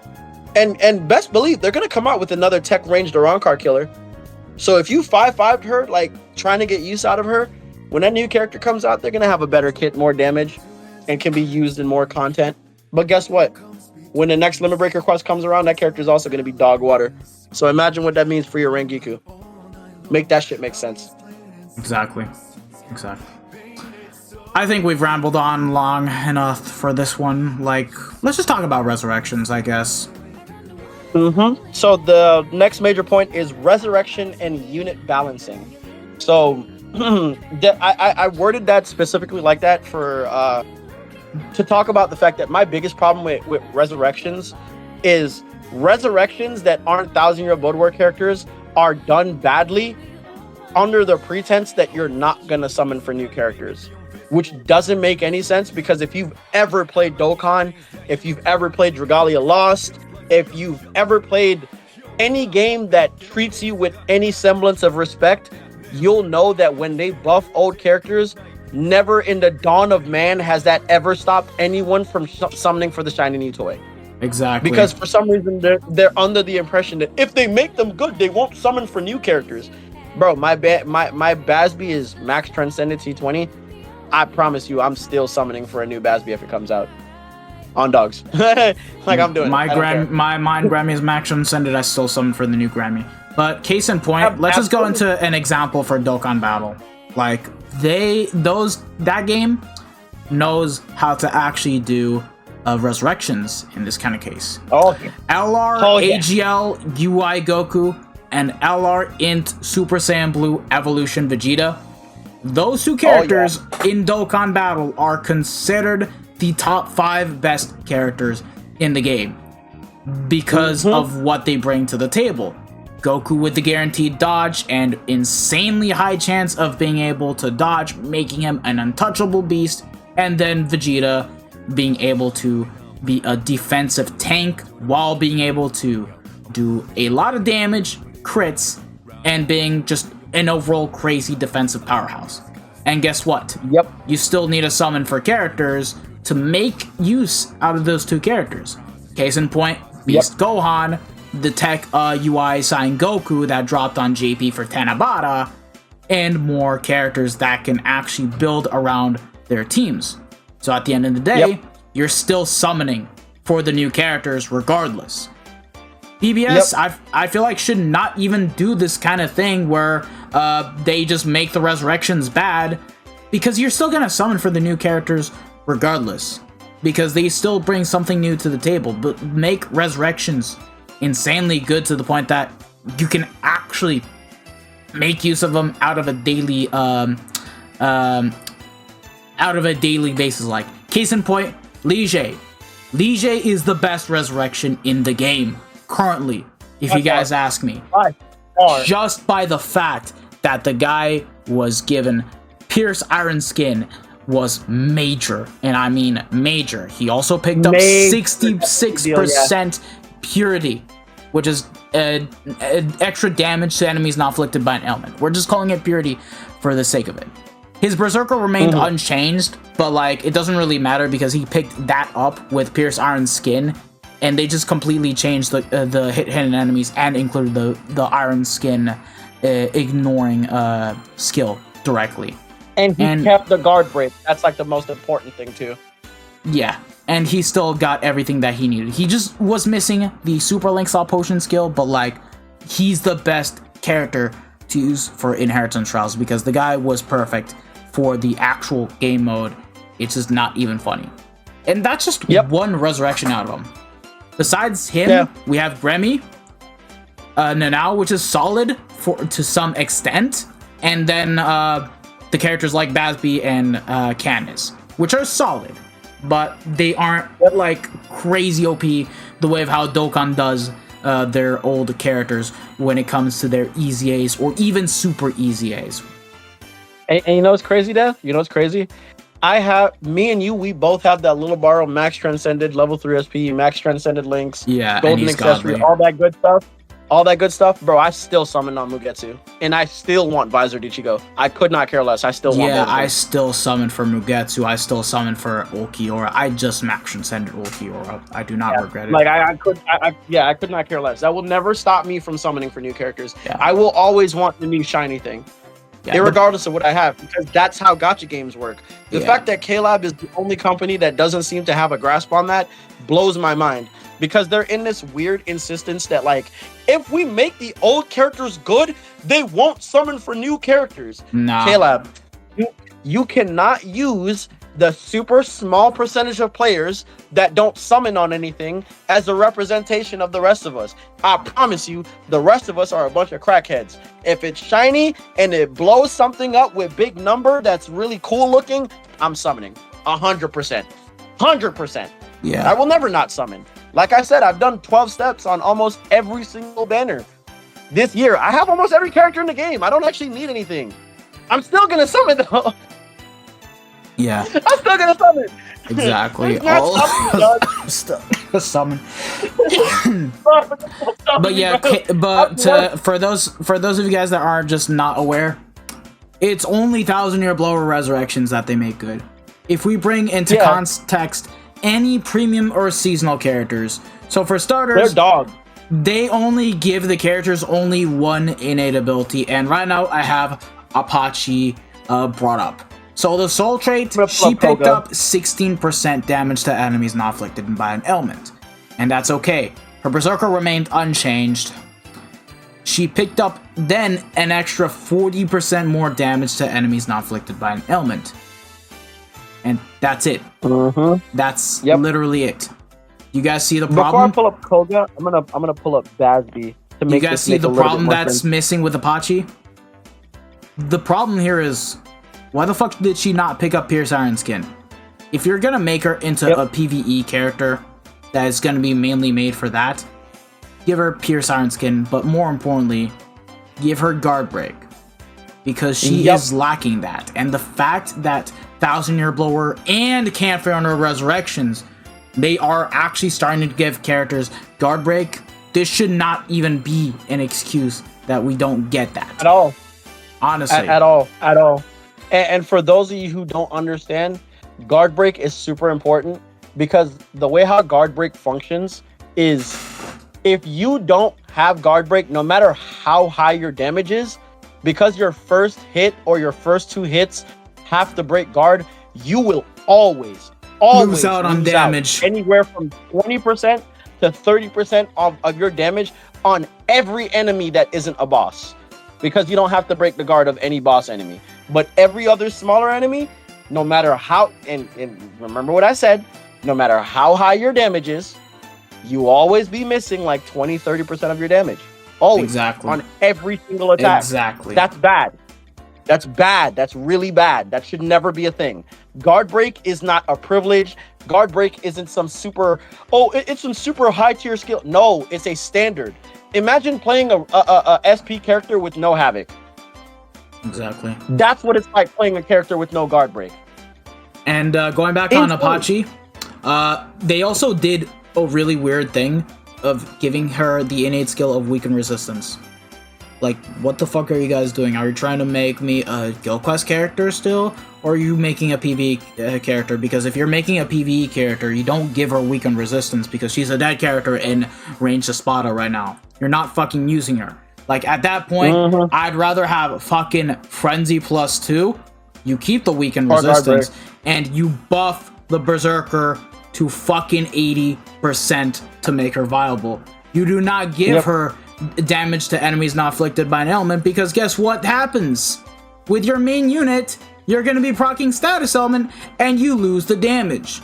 That is the biggest fucking issue, and that is why I hate 1,000-Year Blower, Power Chad, and Guild Quests. because he loses the fucking damage. Yep, because make up your mind, Caleb. You either do one thing or the other. Like, if you're gonna replace weakened resistance for fucking Pierce Iron Skin and Guard Break. Like, it makes no sense. This half and half shit doesn't work. And before anyone says it, they're like, oh, well, they gave her the non-afflicted enemies damage bonus for Guild Quest. I'm sorry to break it to you and burst your bubble. That shit doesn't work in Guild Quest. Status ailments rule Guild Quest, period, point blank, end of story. Exactly. There is no argument. You're not using a character that does not inflict ailments. If you're the only characters on your team, and it depends on the character any goddamn ways, that shouldn't be inflicted status ailments are your NAD characters. That's it. And the only reason why is because you never want them to be in contention with your main unit. Because usually in Guild Quest, your NAD characters don't change, but your SP character tends to change. Because NAD characters last longer than SP characters. But like SP characters, they can't be the ones that don't inflict any ailments. Because your NAD characters get more damage when they inflict ailments. Like imagine you have, right? Imagine you have a fierce battle Renji. And you have damage to lacerate enemies 40% as a bonus skill for T15. Guess what? If you use someone like Apache that doesn't have any status elements, one, Renji is not consistently getting the damage 40% to lacerate enemies. And then two, if he happens to proc on any enemy, now you lose all your bonus damage on your non-afflicted character. That's not good. You can't have them contending with each other because it doesn't work. People have tried it. It just doesn't work. By the way, excuse me if I have been over talking you sometimes. It's just I like to answer directly when it comes to your discussions. That's why. Oh no, you're good. You're good. I'm not feel free to do it with me as well. Like it just adds a bit more. I don't know. What's the right term? Banter. Something like back that. Back and forth. Yeah, back and forth. I would definitely say that. And going back on topic, here's Halibal. This is another bad resurrection, the swimsuit one. Mm-hmm. So for starters, the soul trait has already been fumbled with damage to enemies not afflicted by an ailment of 16%. When she already has 25%. The funny thing is, listen to me. I'm literally using it because she's fucking 5'5", level 10 attack, 500 attack. Besides that, I don't have that many crazy NAD links, and it's just because it's 25%. That's it. I was just about to say, let's be real. You're only using it for the 25% that she inherently has. You're not using it for the extra 16% because you know for a fact you're not consistently getting that, especially on melee or Rankar. The week that has the most different amount of status ailments. You got a drain unit. You got a paralysis and lacerate unit. You're not using the character. No. Yeah, you're not. It's not happening, bro. I'm sorry, it's not. Yeah, it's not good. It's not. And I need for, if Caleb is going to insist on making resurrections, make sure the person who's responsible for resurrections knows how the game works. Because I swear to God, there are some they don't know what the fuck they're doing. They really don't know what the fuck they're doing. Like case in point. Mind Koga. I will never forgive you guys for Mind Koga. I will never forgive you guys for Mind Koga. So for a lot of newer players, you don't understand like what Mind Koga means for the community. If you're a veteran, Mind Koga represented the one time Caleb really only did right by the players. Only did right. What do I mean by that? They made a premium character that had the best kit in the game, a neutral attribute being Mind, and he had a common PvE killer being the second most common killer at the time, Hollow, and he was a ranged character with melee collision strong attacks. And it was God kit. You know how big of a deal that was back then? And the fact that he was a premium character that came out during mid-month? And do you want to know the crazy shit? He was better than Mind 1000-Year Blower Aizen. And that's saying a lot. Because that was 1000-Year Blood War. Back then, only 1000-Year Blood War characters were good. Back then, only 1000-Year... let me say that again. Back during that time, only 1000-Year Blood War characters were good. Seasonal characters, maybe they'd be okay. maybe. And if they were good, it was a dime a dozen. Let's not forget Can't Fear and Road was out as well. Can't Fear and Road was out. Ikone, and Stark, those characters. Yeah, and those characters at first didn't even get as much love as Thousand Year Blood War characters. It wasn't until they got chastised for the first banner that like they're like, oh, okay, we should actually make these characters good. If you're a premium character back then, you might as well have not existed. I'm gonna be a whole 100% honest with you. I think there was like 5 decent premium characters in the entire pool of like over 1,000 at the time. And who was it? Fierce, Fullbring Ichigo, Broken, the Tech One-Arm Yamamoto, Weaken, and Tech Soifon. Yeah. Like that was it. If you were anybody else, don't exist. Like I know some of you probably might want to like cope Shinji, cope harder. Lamau. Like also no, Mugetsu. No, also Mugetsu. The hard one. Yeah, Mugetsu when he came out. Yeah, when he came out, he was pretty cracked. But like you kind of get the idea. That was a super important character. So when his resurrection, like people were really looking at the calendar, waiting for his resurrection. It was a big deal. It was a big deal. And the way how K-Lab did his resurrection, it made me 1, regret T20ing him, 2, putting Transcendence on him, and 3, even goddamn pulling the character. Because the way how he got done at the end of his lifetime is no, don't ever do that ever again for any resurrection that's premium. Ever again. You want to know the sad shit? When I woke up and saw that. I'm not expecting Tekurukia's resurrection to even be good if they're gonna get fucking. If you guys want to know the context of what Koga got with his resurrection, he picked up fucking low stam, and his Berserker barely got. Wait, no, he did get Berserker. He got like 30%. He got 30 Berserker. He got like what? Dodge holo damage. I don't know when I would ever need that. I literally don't know when I would need that. Like, they fucking fumbled the innate ability and the soul trait altogether. They only gave him 30% extra strong attack damage with increased status summon chance against holo enemies. Hey, you know what the worst part was? It was so obvious they did it on purpose. Like, it was one of those things where, like, it was so obviously done on purpose and it was so goddamn vindictive and just messed up that it was just like, when I saw it, I was like, oh, so this is what we're doing now? So, like, it's fuck us then. Okay, bet. Yeah, like, basically. No. You should have seen my reaction when I fucking was looking at the resurrections when Hiken was just posting it. I was very mad. I was very upset and mad. If you guys want... I remember I woke up. Oh, sorry, go ahead. If you guys want to take a look at my reaction... I'm also going to leave that in the description, so have fun. Yeah. Have fun. I know most of you guys will actually enjoy me ranting and even cussing out, but hey, for those of you guys that enjoy it, there you go. Yeah, I remember that morning I woke up, dog. Well, let me not say morning. It was like the afternoon. I woke up in the afternoon. Usually I wake up, I say hi to my family, message them, then I'll open Discord. And I'll look at whatever news is in the chats. And I opened the news. I seen Koga Resurrection. Bro, I sat up so quick because I was so excited. Because again, I've been looking forward to this resurrection for years now. Bro, I opened that shit, saw what he got. Immediately, my brow was frowned. I just threw my phone to the side and just went back to sleep. Like, fuck that, dog. I wasn't looking at that shit. They only made fucking Ginrei good in terms of the resurrection.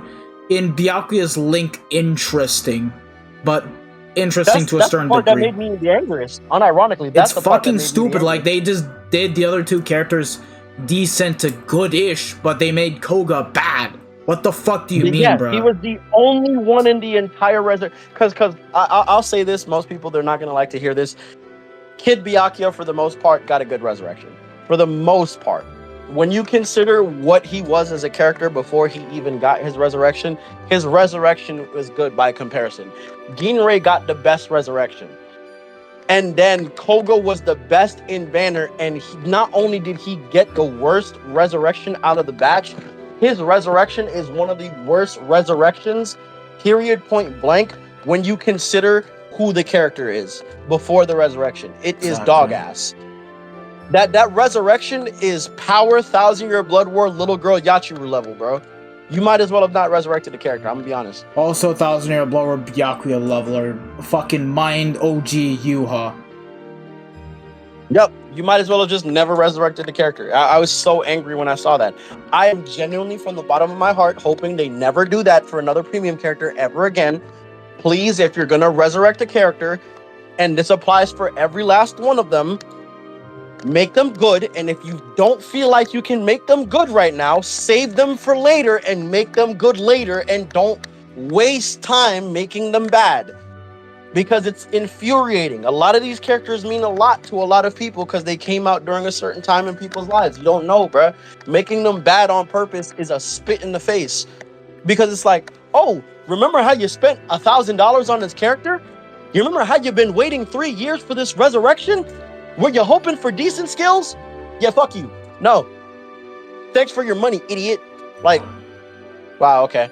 Yeah. Fuck me, I guess. Right. Exactly. Now I know to never invest into another character like that ever again. Fuck you. Basically, they just want to fuck over any premium and seasonal resurrection. And going back on topic of Halibut, because I never really got the chance to finish, besides getting 16% damage to enemies not afflicted by an ailment, she didn't even pick up guard break. And she's a fucking NAD unit. Yep. Disgusting. If I hear one person make that dumbass she has a Rancor killer argument, I'm gonna slap you. Shut the fuck up. I'm sorry, but like, even as a NAD unit, let's say you don't have killer. Every single enemy mob has freaking melee guard. If you're gonna auto, may as well fucking auto with a goddamn anniversary character with a sharpshooter or a marauder. Then do that shit, bro. Literally. Get out. Get out. Sorry. Literally. I'm just so tired of these I'm cheeky motherfuckers saying that. My god. If this happens to be my favorite character, I'm just supposed to never use her unless she has killer. That's one of the number one reasons why, like, I'm still kind of annoyed with 1,000-year blood war Soy Fun's resurrection. I can't use her for anything that isn't a Rancors. That's ass. Exactly. That's my favorite character in the entire game. I can't use her for anything that isn't a Rancors. You know how lame that is? Like, dude, I don't have fun doing that. It's lame that Soifon did not pick up guard break outside of Guild Quest, and it's also lame that they didn't even do Kiro any justice. Like, they didn't even give her guard break, and yet they just resurrect those random ass espadas, and they give him guard break. They all got guard break, bro. They turned Noitora into a GQ character that you can use outside of GQ by giving him guard break because they didn't give him any brave battle skill. My god, bro.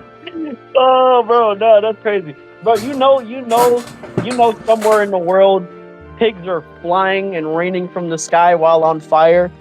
When Camp Funeral World Yami gets guard break before Mind Koga, bro. Like, it's up in his stuff, bro. Like, I'm sorry, it's it's over with. There's no way. Point in case these resurrections need to stop being fumbled. And you know, let's just talk about the future of the resurrections. Considering now with the new meta, with how we're getting Frenzy plus 3, with insanely high Berserker value and even the SP boost, they should also do the same for these resurrections and also slowly start giving them Frenzy plus 2. I feel like it should start becoming a norm now, because I ain't gonna hold it to you, but Frenzy plus 1 is essentially the new no Frenzy, no Flurry kind of shit. If you remember the hybrid characters that we had back in the day, when we always had the one character that had like no Frenzy or Flurry but picked up a high Berserker value or a high Bruiser value. Yeah, that's what these Frenzy plus 1 characters are starting to become now, honestly. Oh yeah, literally, yeah. Yeah, like these days, if you have Frenzy 1 with like 20 Berserker, you are literally just a hybrid character at that point. You're not very good. Because at this point, the standard needs to be Frenzy plus 2 with at least 50 Berserker. At the very least. That's the standard. That's not even like the higher tiers. And I know a lot of people are looking at their 6th anniversary Aizen, and they're looking at him like, are you serious? Yes. If you don't have Frenzy plus 3 with a decent Berserker, you're kind of mid. And if you're not going to have that, you at least need to be a Frenzy +2 unit with a bunch of extra damage modifiers and 80% SP boost. And don't worry, lad, 6th Danny Eisen is going to get his resurrection next year. It's going to happen. Yep. That's insane to talk about, bro. 6th anniversary Eisen is getting a resurrection, bro. We used to laugh about that. Like, actually. Yeah, although I don't understand why they chose to resurrect these Canfield or Espadas now. Because if you ask me, in the months in which we did not have the second batch, they could have easily done those. And right now, they could have just done the 5th anniversary Ichigo and Byakuya. I have a theory. Go on. I think we're gonna start seeing mixed banners. Remember how earlier I said they could have brought back like a 1,000-Year Blood War Limit Breaker character and put a bunch of other Limit Breaker characters on it? I think they're gonna start like remaking characters and mixing them, kind of the way how they do with Mugetsu. Like, I've been saying for a while they should probably start doing something like that. And then when I saw the Mugetsu banner, I was like, this actually might start being a thing. Like, we might start seeing, like, Canfield World characters coming back with remakes and being featured with, like, other types of, like, seasonal characters or other types of limited characters. If they do that, like, that means they're going to get added to the premium pool. That would be awesome. That would be awesome. But, yeah, I'm hoping so, because, like, I'm at the point now where I don't think most of the banners should be limited anymore, like, at all, to be honest. There's not really a point in doing it. The 1,000-Year Blood War is now being aired, so you can't treat 1,000-Year Blood War characters like they're exclusive, because they're not. They're literally no different from the other premium characters, because the only reason why characters were premium characters to begin with was because they were already aired in the episodes. The only reason 1,000-Year Blood War was ever limited was because only the manga was out at the time. That doesn't exist anymore. So there's no justification for it. There's just none. And then, like, the Canfield World characters, like, they're probably them and the Spirits Are Forever With You characters are probably the only actual genuine exclusive characters. Because they're only in the novels. They're not animated. They're not. They're really not. And the same goes for the movies. Like, I don't know why the movies were ever limited to begin with. That was like, no. It's crazy because some of the older Bleach games, like Soul Resurrection, the Heat of Soul games, they had movie characters. Yeah. They actually had movie characters, so I don't understand why. And they're in the regular pool. They also have 1,000-Year Blood War characters back when the manga was out, and they were also in the regular pool. So, like, K-Lab doesn't really have much of an excuse anymore. At this point, you guys are just doing it just to say that the characters are limited, so you can, like, gatekeep them, which is fucking weird, dog. Why would you gatekeep me summoning for a character? You're dumb. That's less of a chance for me to spend money on the character. Basically. I still don't know where the hell they're gonna do 5th Annie Ichigo and Byakuya in terms of resurrection, though, going back on it, because, like, if I were to speculate, maybe at this point, the 13th of August or, like, end of August is when they're gonna do the resurrections, because it's just so random. These Canfield resurrections, they should have done them earlier, but for some reason they just decided to fucking do round 1 and then not do round 2 until like fucking 7 whole months later. That to me makes no sense. Yeah. I think Ichigo should get 80% spiritual pressure boost because we have 100% now, so there's no reason not to. Give him Frenzy +2, just so that way he's a little bit more relevant in the meta.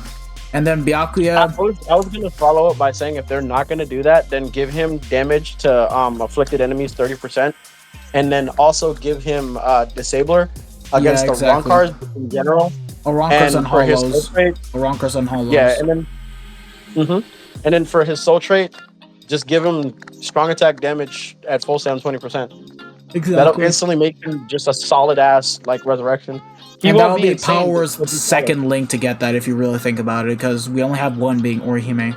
Unironically, both Power and Tech only have one, whereas Mind, Speed, and Heart already have more than one. Yep. And then Byakuya, it's pretty much easy. Just give him frickin' the same Lige Baro resurrection, like give him up his Berserker to like 60, give him 60% more damage to enemies not afflicted by an ailment, Pierce Iron Skin, and there you go, he's back. Yep. Pierce Iron Skin with hidden enemies, because that's the skill they ended up giving Lige. Lige already had hidden enemies, by the way. They just turned the skill into hidden enemies plus Pierce Iron Skin. No, that's what I mean. Like, combine it like how they did with Lee J. Yeah. Then give him, obviously he already has sharpshooter, so like that's whatever. Give him the non-afflicted, and for his soul trait, instead of giving him non-afflicted, give him the strong attack damage, 100% at full stand, to make him not only stand out because he's an anniversary character, but also just make him a better Link, so that people are tempted to actually go for him. Because like one of the big things that I notice is like if you're not gonna make a character like in line with the meta when you use them, at least make them in line when you're using them as a Link, because people are just as tempted to summon for Links as they are for actual characters. Exactly. I know. And the crazy shit is that if they do that for Byakuya, that's gonna be the third Link that we have for speed with 20% strong attack damage at full stand. Both already Mind has 3 Links, so it's gonna be crazy to see if Speed gets its third Link with Byakuya. That would also be really good for them. Yeah. That'd also be really good for them, because then that would mean that like all 3 of those Links, 2 of them are exclusive 1,000-Year Blood War resurrections that you have to go to the achievement system to reliably get, or also character packs to reliably get. And then because Byakuya is an anniversary character, you and I both know he's never getting featured in another banner ever again once he's resurrected. And then he's exclusively that's the thing that they always want to do with the resurrections, unless it's 1,000-Year Blower, where they get featured in every single 1,000-Year Blower banner. They don't do the same thing for these premium characters. No. So like they could if they're gonna insist on being annoying in that regard, they can do that, and that would actually just benefit them more by making sure he's 20% and he's not just 16% full stam. Because like I'm not gonna lie, and I've been saying this for a while, K-Lab has been shooting themselves in the foot by making the Links reducted this entire time. It has always been a bad idea. It was never a good idea. It should have always been 20%. If you were going to turn around and make the same time on character Links, and if you were going to turn around and start making the 1,000-Year Blood War Yachiru, Future Society Ulquiorra, those types of Links anyways, there was never a point in reducing it. There was never a point. You just shot yourself in the foot, because then you had to stick with it. So I think now would be a perfect time for you guys to just transition into just making them full Links.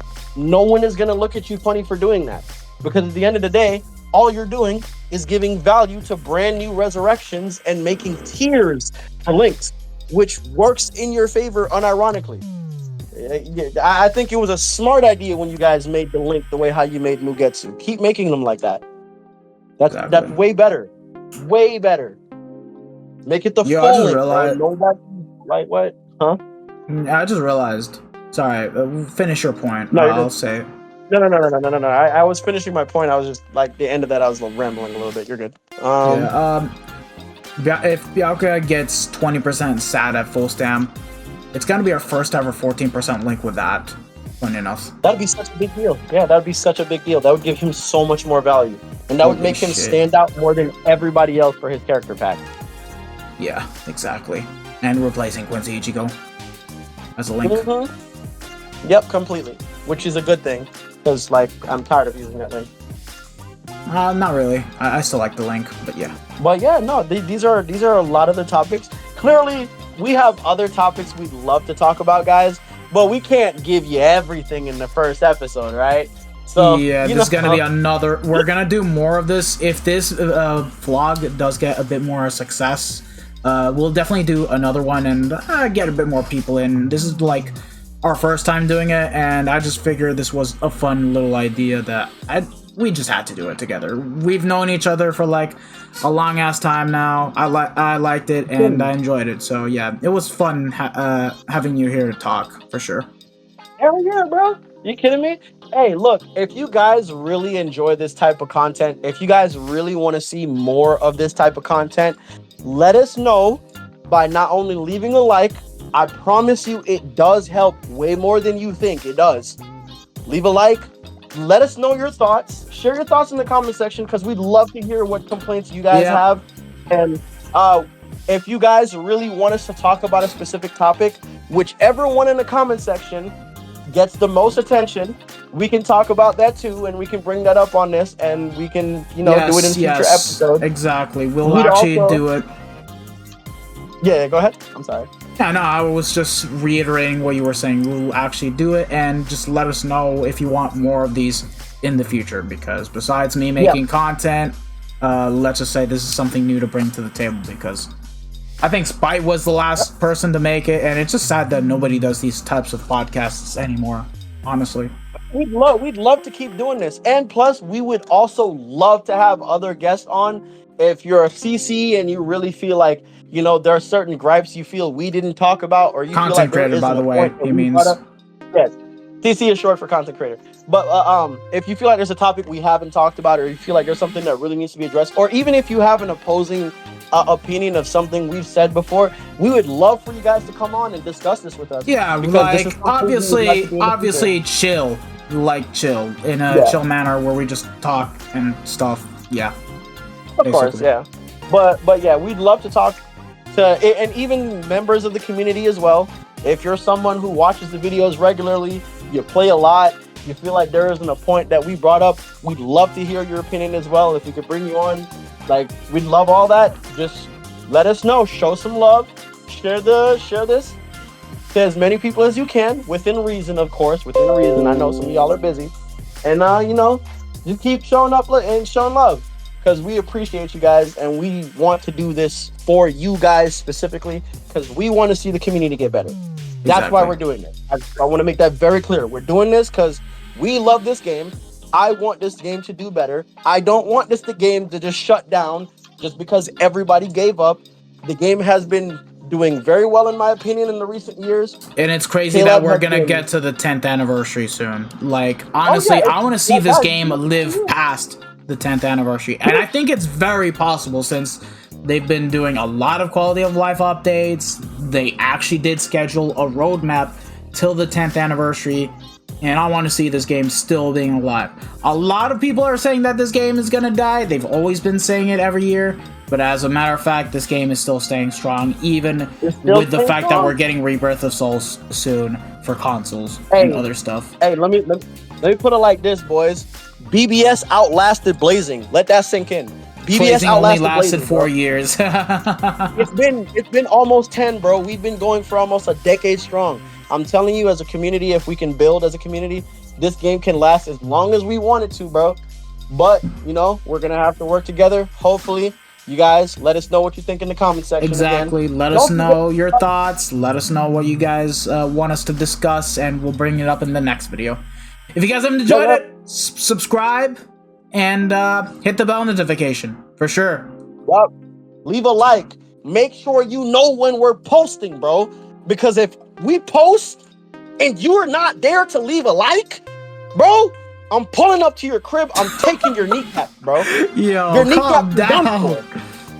Nah, bro. They're losing their kneecap. Nah, I'm just kidding. Anyways, y'all have a wonderful day, man. Thank you guys for watching. We appreciate you guys for tuning in. Yeah. Don't forget to subscribe, leave a like. Yeah, subscribe to Lano. Subscribe to Lano as well, bro. Even though I don't really be uploading like that, if y'all show some love, I promise you I really will upload. Exactly. Get back to making BBS content, my dude, for real. Yeah, it's gonna be more fun in the long run. I'm gonna have to relist all my videos and change my stuff around, because I was doing Black Clover content, but that game is awful. May as well. Yeah. Easily. Alright, y'all have a good one. Thanks for tuning in, and I hope to see you guys on the next one. So, bye. Take care, boys.